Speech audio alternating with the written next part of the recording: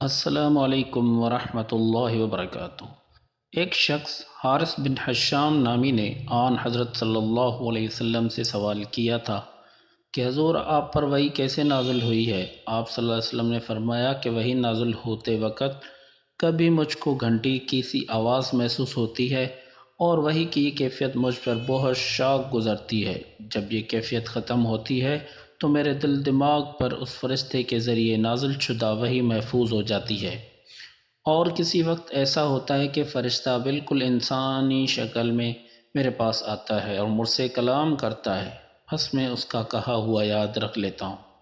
حضرت عائشہ رضی اللہ تعالیٰ عنہ کے بیان ہے کہ میں نے سخت کڑائی کے سردی پہ آپ صلی اللہ علیہ وسلم کو دیکھا ہے۔ آپ صلی اللہ علیہ وسلم پر وحی نازل ہوتے ہوئے جب اس کا سلسلہ موقوف ہوا تو آپ صلی اللہ علیہ وسلم کی پیشانی پسینے سے شرابور تھی۔